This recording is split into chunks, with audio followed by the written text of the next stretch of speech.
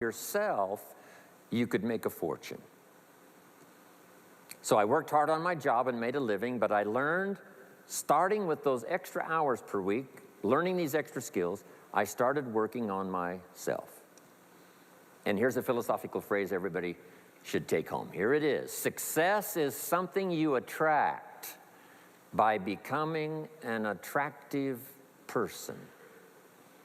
Success is not something you pursue. It's what you attract by becoming attractive.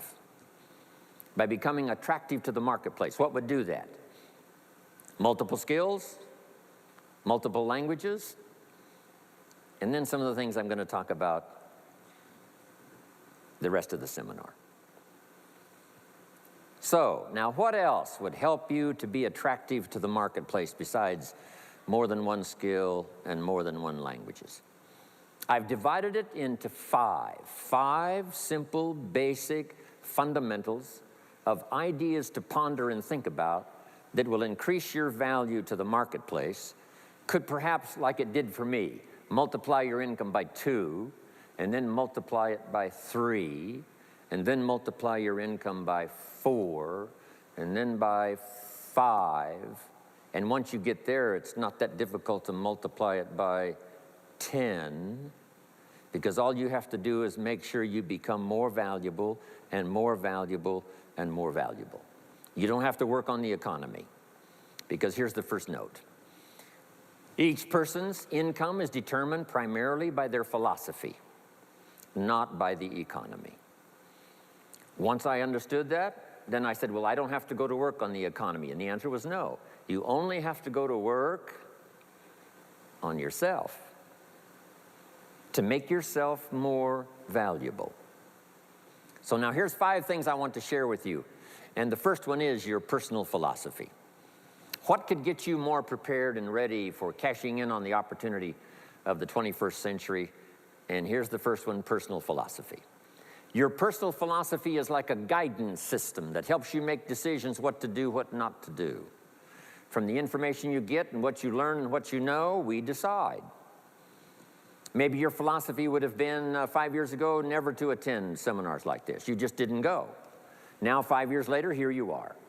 Something happened along the way to change your mindset, saying, hey, for the money and the time, if I just get one good idea and walk away, it certainly is worth the money and the time. So now that little amendment in your philosophy, you now say, I'm going to regularly go, because it doesn't take but a few ideas to make a great difference in your income, personal life, social life, and all the rest. So now you know that's valuable. A change of mind, a change of idea. So that's what personal philosophy is all about. The more we learn, the more we know, the better we're able to make better decisions about 2 major things. Your philosophical guidance system does 2 things.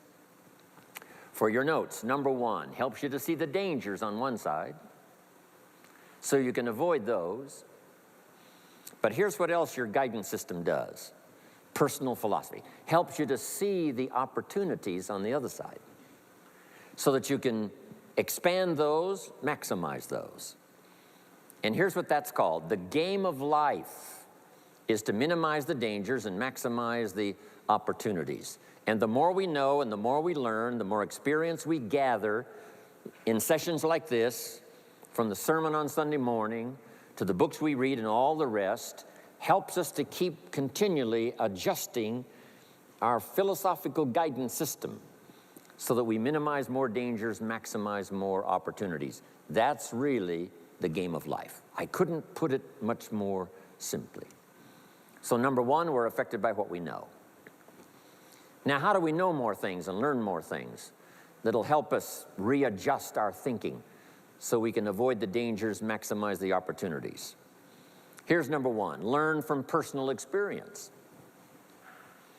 One way to learn to do something right is what? First do it wrong, right? Mess up, and then you say, wow, that was costly. I'm never going to do that again. So one way to learn to do it right, first do it wrong. Sometimes a negative experience turns out finally to be positive. They say if you survive your first heart attack, you may now live to be a very old person. Why is that? Well, that first heart attack, if you survived it, is called a wake-up call.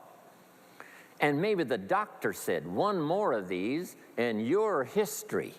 And you said, wow. And you make it for the health food store. And you start reading every book you can find on good nutrition, how to avoid another one of these heart attacks, and you start jogging and start walking and doing all of the stuff, and this total change of lifestyle could now save your life and cause you to live to be a very old person. Here's what my mentor said, that's some of the best advice I ever got. He said, Mr. Rohn, if you will change, everything will change for you. If you'll start making personal changes, your income will change, your health will change, your future will change, everything will change, if you're willing to start making the changes. So sometimes a negative experience now causes us to really make a sudden shift in our philosophical guidance system that says, hey, I'm never going to let this happen to me again.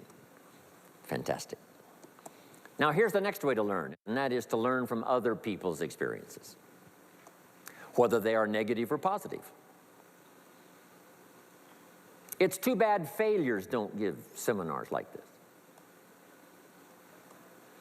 Wouldn't that be good information? Now, we don't want to pay them, so they don't lecture, but their information would be valuable. If you know a guy that's messed up his life for 40 years, you have to say, John, would you spend a day with me?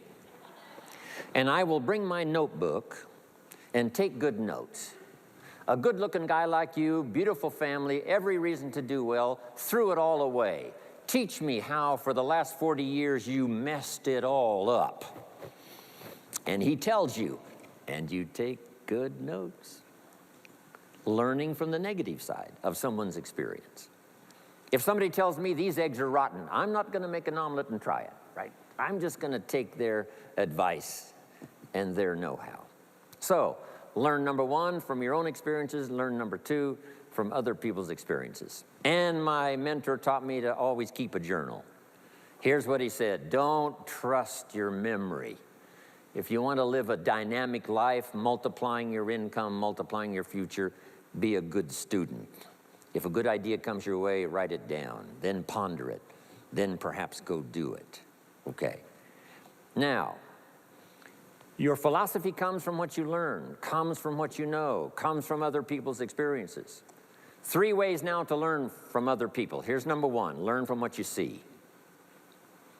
One of the great watchwords of these early years of the 21st century, pay attention.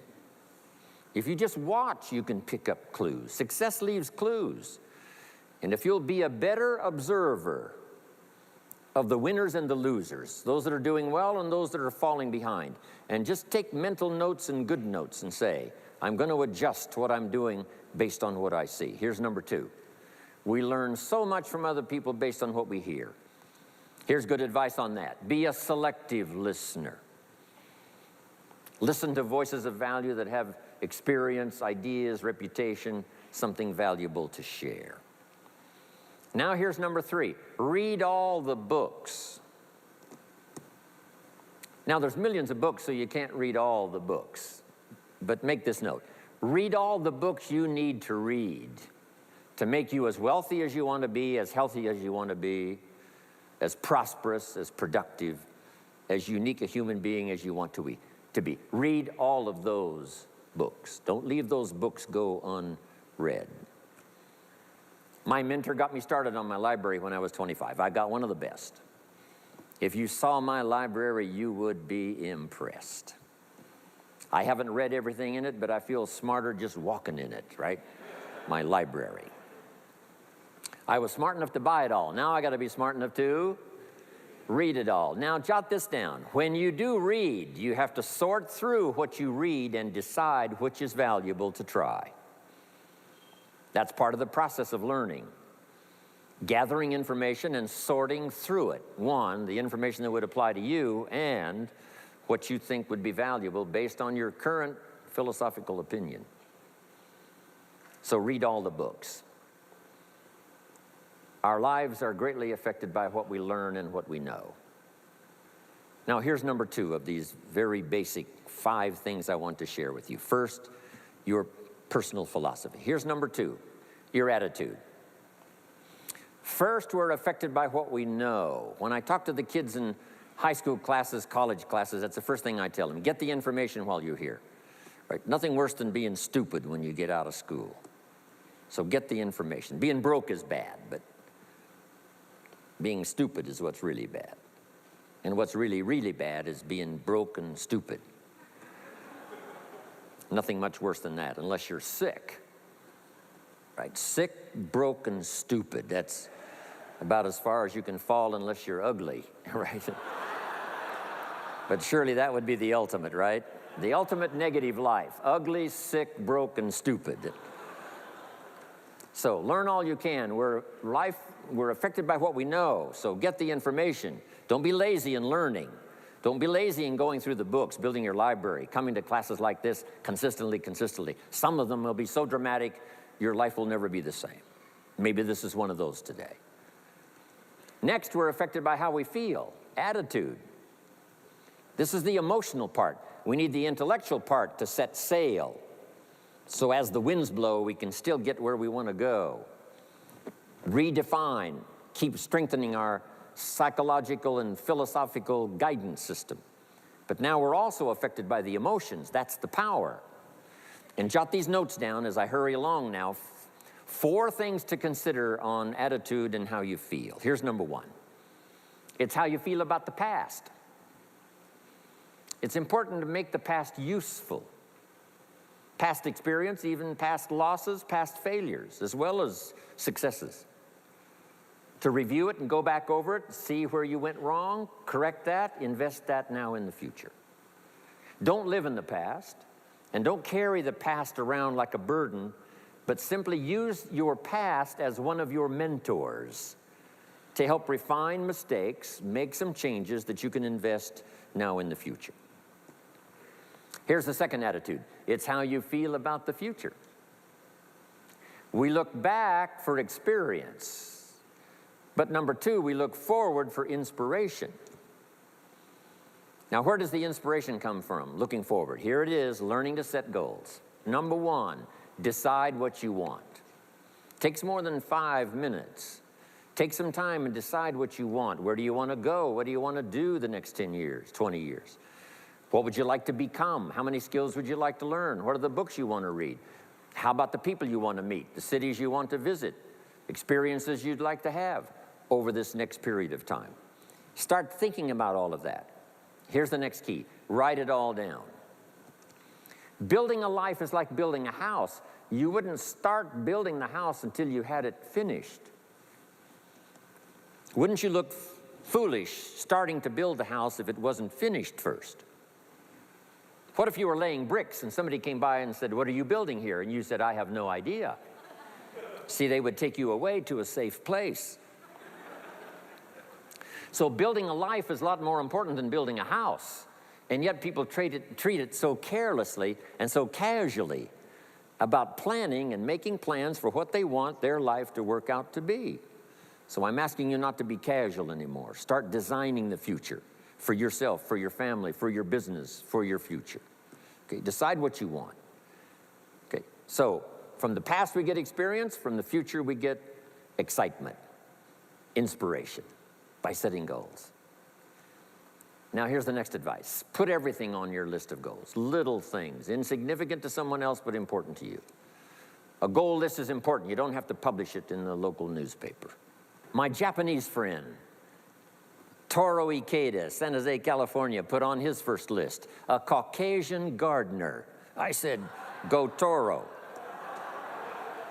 Back then, everybody had a Japanese gardener. He said, no, I'm Japanese. I want a Caucasian gardener. I like that. So set goals. Set the goals that'll turn you on, goals that'll get you excited. Put everything on your list. Now, here's the next attitude. It's very important how you feel about everybody. If you want to be a leader extraordinaire, here's what you learn. Each of us need all of us. One person doesn't make an economy. One person doesn't make a symphony orchestra. It takes all of us for each of us to be successful. Each of us need all of us, and all of us need each of us. Each gift